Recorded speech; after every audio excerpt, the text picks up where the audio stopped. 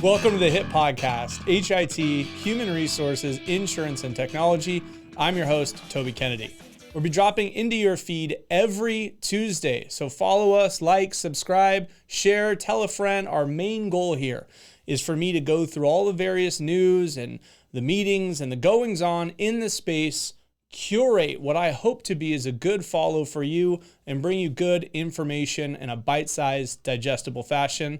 With that being said, let's jump right into this week's Weekly Hit. This week's sponsor is Montage Insurance Solutions, and this week's topic is ChatGPT. I can't very well be running a podcast that has technology in the name in the year 2023 and not talk about ChatGPT. If you're unfamiliar with ChatGPT, just a very, very brief overview. It is an AI, an artificial intelligence bot that is basically designed to look and feel like you're having a conversation with a human being. It goes through millions and millions and millions and millions and millions and millions of data points to figure out what is most likely the thing that would come next in the sentence. What's the most likely next word? And it tries to sound like a human being. What's interesting is it is the fastest growing app in history. It just splashed in November of 2022. Within 2 months, it had 100 million users. ChatGPT's arrival has been likened to the arrival of the iPhone. In fact, some people even say it's so revolutionary, it's kind of like when the internet first got here. It's a really big deal. And people are talking about the way it's going to change work, the workforce, the work we do in pretty big ways. So if you're not coached up on ChatGPT, do a little research because it is here to stay and it is a big deal. So when I say it's a language finishing tool, it's sort of like how nowadays when you write an email and you start saying, thank you very, it kind of in gray wording says, thank you very much. Like it starts filling in the rest of your sentence. It's kind of like that, but on steroids. So with some examples of what it can do, let's talk a little bit about what it can't do, because really all it's doing is just trying to figure out a word that makes sense to come next. So if you ask it for, let's say, a reference, it might provide you with a reference. Hey, I've asked it some scientific question and I've asked it to give me a reference. But what it's just going to do is figure out a reference that might make some sense. So maybe Scientific American, for example. And let's say it was an article about string theory. So they're going to cite some author that's also written about string theory and maybe some, edition that was about space. But that article may never have actually been written, right? So you're asking ChatGPT to give you a reference and it's going to grab words that look a lot like a reference, but ChatGPT can lie. And that, I think, is one of the biggest limitations that we all need to be aware of. When it's spitting out something, it doesn't necessarily mean to tell you that this is true, that this is real.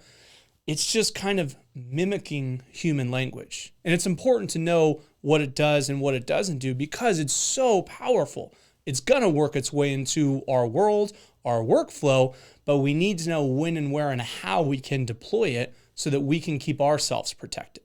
In fact, schools are already updating their policies. You ask a student, hey, write me an essay on Martin Luther King Jr., you can ask ChatGPT, write me an essay on Martin Luther King Jr., and it's going to spit something out. And if the student reviews it and kind of thinks, this makes a lot of sense, maybe ChatGPT just wrote their whole essay for them.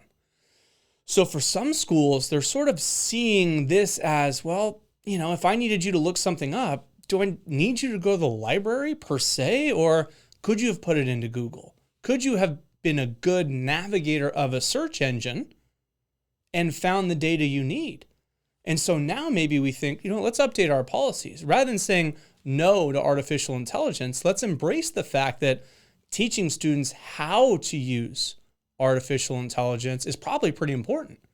So you still need to have good input.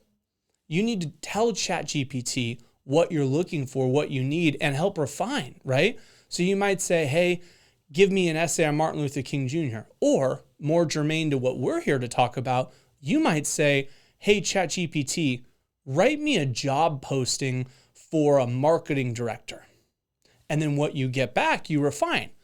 actually make it more friendly sounding, or let's include certain requirements, maybe a degree, maybe years of experience. So you're refining the input that's going into it and you're getting better and better output back. But the point is, it's here to stay and we can leverage it for a lot of what we do. So sticking to ChatGPT and how we might fold this into our workflow and maybe even the dialogue about the job posting, right? For example, you still need a human being to refine. And so I think that it becomes this kind of rough draft, this jumping off point, but it can be used for a whole host of things, right? Maybe even you ask ChatGPT to help you with the letter that you give back to applicants. Hey, write me a letter thanking them for applying, but telling them they're not right for the position. And then you refine, make it a little kinder sounding, or make it a little more professional sounding, or let's add thanking them for their time.